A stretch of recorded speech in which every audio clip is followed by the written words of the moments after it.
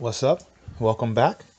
I just finished seeing Avengers Infinity War trailer, the second trailer, and I have to admit, it definitely lived up to the hype.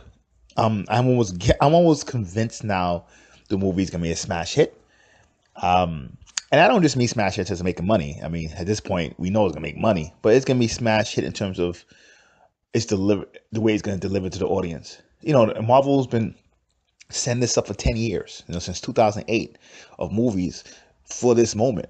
And I've seen some people call Infinity War the Star Wars of our generation, and I have to admit, I definitely do think so. Only because it's gonna be kind of hard because it's probably only gonna be two movies. Star Wars was three, and I mean, if you look at Lord of the Rings, it's three. Like you need like a trilogy. And I know you would just say, well, you have Avengers 1 and 2 and 3, but nah, because Avengers 2 kind of kills that from to perfection. Like for me, if you say the greatest of all time, right? Avengers 2 was spotty at best, and Infinity War feels like an Avengers movie, but it's really more of a movie of the Marvel Cinematic Universe in general.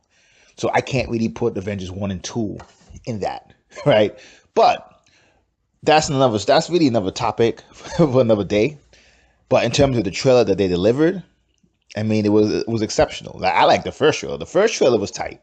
Second trailer, it's very rare that I get a movie because I'm not one of those people who, believe it or not, I don't care about spoilers, or I'm like, how you have some people who say, oh, I went to the trailer. I mean, I saw trailers and they show all the good parts of the movie. To me, if you see a trailer and they show all the good parts of the movie in the trailer, that means the movie wasn't good. Because you're basically telling me a movie could be 3 minutes long and that's all the best parts. Come on, then the movie you're looking at is not good. So I'm not a person who says I see too much, right? But this time I say, you know what? I don't need another trailer. I'm at this point where, like, you know what? I don't really need another trailer. I don't need an extended cut. I'm sold. I mean, put it like this: very few times do I come in and say I'm going to get a ticket to Fandango. I never use Fandango. I'm just the type of person to be like, look, I go to movie theater Saturday matinee early, first show, boom. It's never packed. Or even if it's packed, I could get a ticket first show. This is the first joint in a long time. I'm like, nope. Time for Fandango. So it was like that. Like, I mean, it delivered everything that you needed to see. I like how certain things were shot. They were cleverly done, right? Like in the beginning where you see Gamora, it looks like she's talking to Iron Man, but she's not. If you look carefully at the background, Iron Man is in Doctor Strange's Secretary Santorum, and Gamora, I assume, is telling that story to Thor. But the way they shot it, it makes it look like she's talking to Iron Man. That was kind of clever, and I could tell most people would probably miss that. Even, I mean, there's a lot of parts of them. I mean, there's so much stuff to describe, right? I mean, you see Doctor Strange battling Thanos' chief mystical goon. I think his name is Ebony Maw. The Black Order came in when I stopped really reading comics for the like daily. I used to read comics.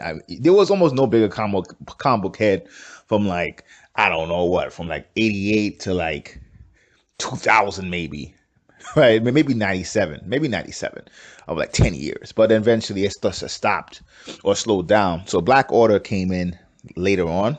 So I'm not as familiar with them. Like for me, when I think of the Infinity War, I think of Infinity War and Infinity Gauntlet in the comics.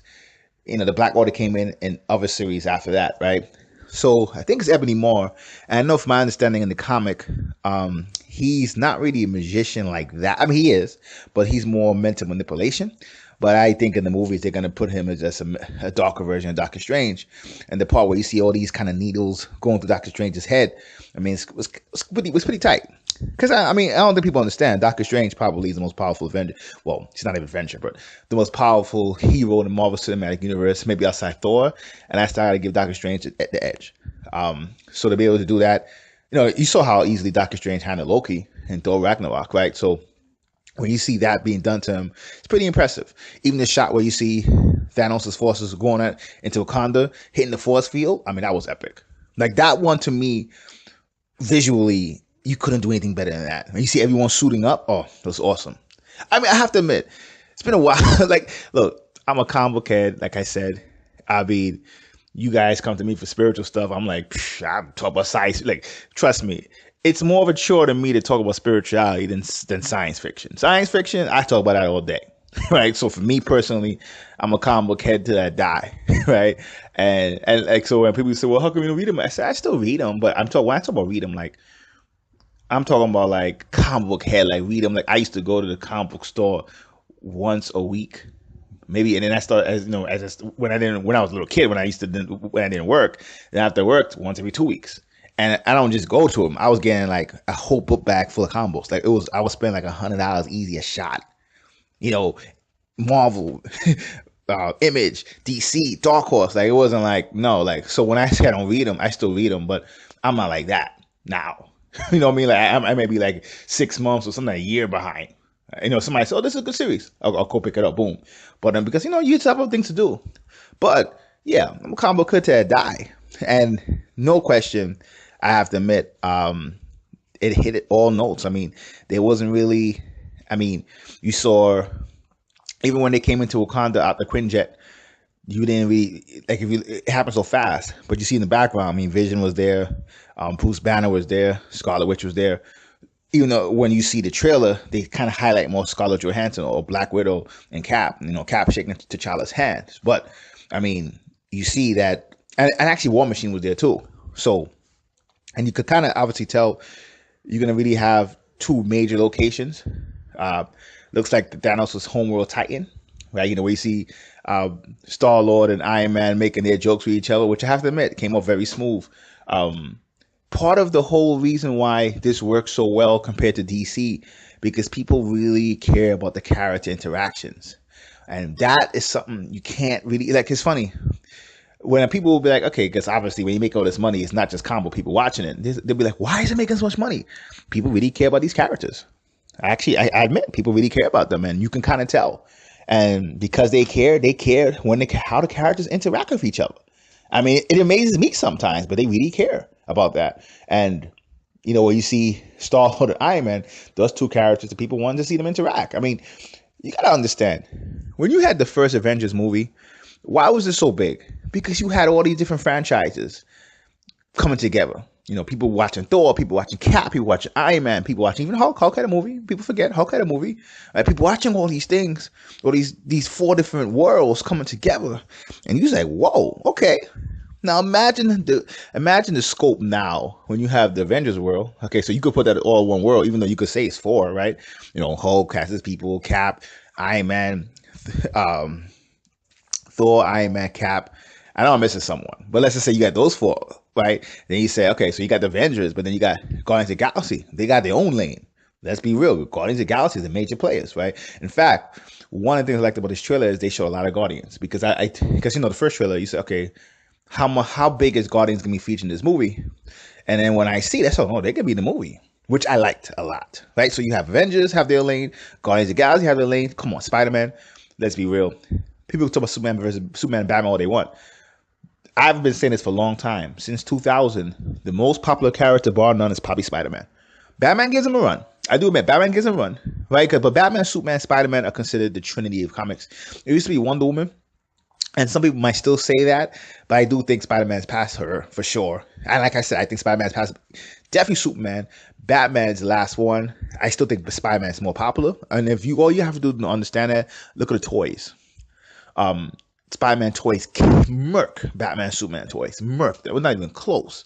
And yes, Batman, the Christopher Nolan Batman, was great and probably I still say the best trilogy comics of all time, right? For comic movies, I still say that. The only thing with that, and it's not even that it's a problem, but the main thing I have with that is that as big as that was, Spider-Man I think is bigger because look how bad Spider-Man's gotten. Spider-Man movies are still making like 700-800 million around the world. You see what I'm saying? Batman was the greatest, like the best. You could write Batman. He's making like $1 billion, so you're making like 200 million more. That sounds like a lot around the world. Not really. You know how you know that? You see how DC probably scrapped Ben Affleck's Batman. I guarantee that wasn't going to make even 700 million. So if you could look at Spider-Man, it's almost impossible to tank Spider-Man's character. That's the point. So for me, so you got Avengers, you got Guardians of the Galaxy, you got Spider-Man, that's 3 different lanes, you got Doctor Strange, there's 4 different, like that's 4 huge lanes. all coming to, and then Black Panther, like, I mean, that's a monster by itself. I mean, he's putting up numbers that can match the whole Avengers, right? So you got 5 epic directions that you put together. And then what makes it unique is Thanos as a villain is probably Marvel's most popular villain. Like, I mean, people, when the first Avengers came in and they showed him in the end credits, people were screaming if you knew who he was. So you could even add him as this. I'm not saying he's bringing his own audience, but like I hear a lot of people when they say, well, Avengers 1 made a lot of money, Avengers 2 made money too. But domestically, see, it's funny, around the world, this is like, oh my God, you think they geek out here? Around the world, I mean, put this, Avengers 1 made $1.5 billion. I think it made 690 million in America, and the rest was around the world. So that's about 810 million around the world. But here's how you get the difference. Avengers 2 made 493 million in America, so it dropped like 200 million, right? And then it collectively made 1.4 billion around the world, so it probably made about $1 billion around the world. So look at that difference.